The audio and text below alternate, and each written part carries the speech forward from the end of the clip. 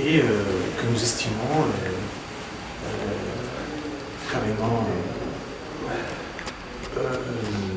qui n'ont pas du tout respecté les droits de l'alinéa des Nations Unies, ces résolutions, les résolutions du Conseil de sécurité, et qui, bien sûr, le secrétaire général est sorti carrément pour dire que voilà, je suis avec le parti contre notre parti. Ça a été vraiment très touchant de la part d'un secrétaire général et qui, bien sûr, nous a incité pour. Nous étions obligés de manifester qu'on est carrément contre ce genre d'attitude.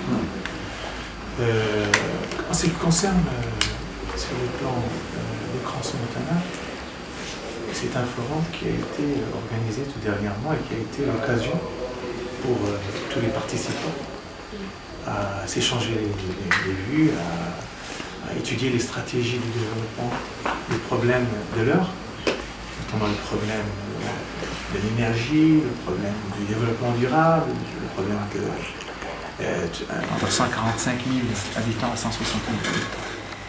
Ces 18 milliards vont toucher les secteurs essentiels de la vie économique ici dans la région, à savoir la construction d'un port sur l'Atlantique qui va désenclaver la région et qui va ouvrir des opportunités économiques énormes.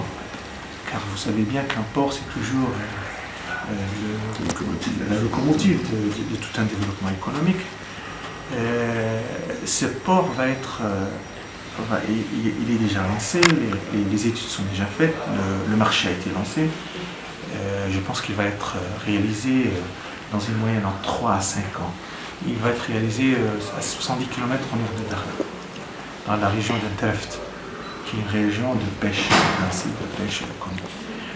Donc le deuxième projet structurant, c'est qui va directement toucher l'économie, l'incitation de tous les investisseurs étrangers, c'est le secteur de l'énergie. Dakhla, comme vous savez, n'est pas encore branché au réseau national d'électricité. Et le branchement, va être à partir de Boujdoul, qui est à 350 km au nord de Dakhla. Donc au moment où on sera branché à ce réseau électrique, ça va nous ouvrir pas mal de projets essentiels, surtout qu'on pourrait investir dans les énergies renouvelables, l'éolienne, l'énergie solaire, pour bien sûr produire de l'électricité qui, bien sûr, est un élément essentiel pour tout développement économique. Et de l'analyse que vous avez donnée, qui tient compte aussi de votre histoire particulière, de votre vie, qui a su tirer les conséquences de toute cette évolution des 40 années. Vous l'avez dit, ce territoire est un territoire, vous parliez qu'il était à côté des portes de l'enfer, mais je crois qu'il est aussi un territoire béni des dieux, dans la mesure où l'ensemble des conditions sont réunies ici, tant en équidistance de l'Afrique et de l'Europe, de l'Afrique subsaharienne, tant par ses potentialités dans le domaine de la transition énergétique, tout est propice à un développement exceptionnel et à une place particulière à la fois pour le Maroc et pour l'Afrique subsaharienne et pour l'Europe.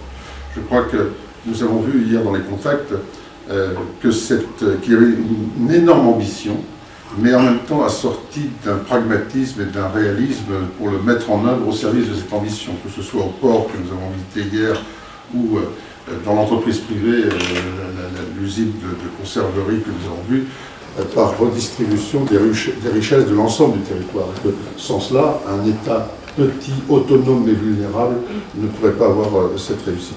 Alors c'est dans ce contexte que nous sommes venus ici avec bien sûr l'historique ville de Rambouillet et l'élu qui est là, le maire de Saint-Germain. Nous sommes deux parlementaires de l'Assemblée nationale française, des élus d'autres villes des Yvelines, pour vous dire que effectivement, nous souhaitons renforcer ces liens qu'il y avait entre Rambouillet et Dakhla, mais qui existeront demain avec le travail que nous avons fait hier dans un espèce de trinôme Rambouillet-Saint-Germain-Dakhla, et que nous nous apprêtons aussi à voir comment le département des Yvelines pourrait passer une convention de coopération avec la province, puisque nous passons des conventions avec des entités de même type, parce que nous ne pouvons pas passer une relation avec une ville, mais ça reviendra.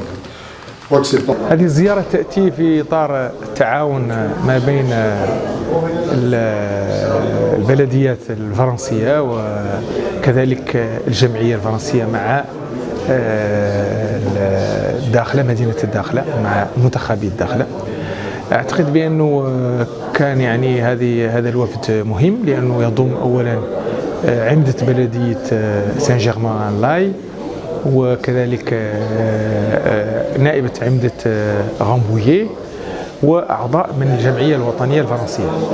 هذه الزيارة من خلالها يعني تعرفوا على أهم الأوجه الاقتصادية والثقافية والتطور الاجتماعي اللي وصلت له مدينة الداخلة والجهة عموما، وكذلك تم التطرق معهم لمختلف المواضيع، وأكدوا بأنهم يعني معجبين جدا بالمجهودات الجبارة اللي تم القيام بها فيما يتعلق بالتنمية الاقتصادية والاجتماعية والثقافية للجهة، وكذلك بأن هذه اللقاءات مع المنتخبين ومع المجتمع المدني والزيارات الميدانية تعطيهم يعني الانطباعات الحقيقية عن الوضع اللي تعرفوه، الوضع التنموي المتميز اللي تعرفوه جهتنا. وكذلك تم التطرق إلى الجهوية المتقدمة كورش جديد مهم يشكل يعني لا يأثر مباشرة على المستقبل إن شاء الله، وسيقوي هذه الدينامية الاقتصادية اللي عرفتها الأقاليم الجنوبية. Nous sommes venus ici à Dakhla, quelques élus, dans un contexte un peu particulier.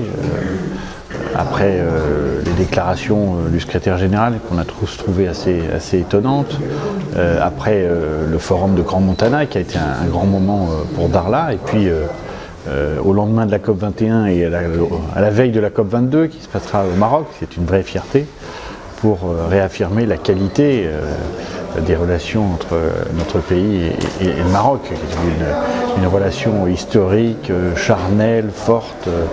Et nous sommes plus qu'un partenaire, c'est un pays frère. Voilà. Et donc c'est toujours très, très important de voir comment un pays frère, voisin, avec qui nous partageons un passé et l'avenir, entreprend son développement dans une région qui a connu des vicissitudes, se stabilise, devient une région de plein exercice avec un président qui représente à lui seul un symbole par rapport à la situation géopolitique. Et donc c'est important pour les élus que nous sommes, français, de voir le développement de cette région marocaine qui est bénie des dieux, qui a une géographie exceptionnelle, un positionnement sur le continent africain formidable, et puis un potentiel économique, que ce soit en termes de tourisme, de logistique, de transport, de portuaire. Voilà, donc c'est très important pour nous parce que de culture et d'agriculture, c'est très important pour nous de nous rendre compte comment une région qui n'est peut-être pas aussi développée au jour d'aujourd'hui que les autres régions marocaines va prendre son envol pour les 20 ans à venir. Donc voilà, une vraie fierté de voir ce qui est en train de se construire à Dakhla, et c'est important pour les élus que nous sommes de nous rendre compte de cette situation. Comment vous dire, plutôt patron d'un journal gratuit, patron d'une radio et chargé de communication dans un grand groupe français. On a eu une rencontre extrêmement intéressante avec le président de région, notamment sur ce volet où on a pu évoquer, y compris le volet politique, on a évoqué la diplomatie, le contexte d'aujourd'hui. Et il est vrai qu'il n'y a pas d'autre solution que l'autonomie. Pourquoi ? Parce que tout simplement un référendum est inimaginable, tout simplement parce que qui pourrait voter ? me dire que ce sont les ancêtres dont certains, c'est juste pas possible. Est-ce que ceux qui sont nés sur ce sol et qui ont grandi sur ce sol doivent voter ou pas? Est-ce que moi qui vis à l'étranger et que je suis d'origine de cette région aurais plus de droits de quelqu'un qui est natif d'ici? Évidemment que non. Donc objectivement, c'est juste impossible. Par contre, l'autonomie donne véritablement des garanties de développement aussi. Et c'est dans ce sens-là qu'il faut aller. Il n'y a pas d'autre solution qu'une solution politique. Et la solution politique, elle ne satisfait naturellement pas tout le monde, mais elle doit garder l'essentiel. Et l'essentiel, c'est la sécurité. L'essentiel, c'est que l'ensemble de ces habitants de cette région puissent y vivre en paix. Et nous voyons aujourd'hui dans le contexte mondial, on voit aujourd'hui ce qui se passe en Libye, on voit aujourd'hui ce qui se passe ailleurs. Et notre volonté et nos choix à nous doivent être uniquement guidés par l'intérêt général, qui est en priorité la sécurité de tous.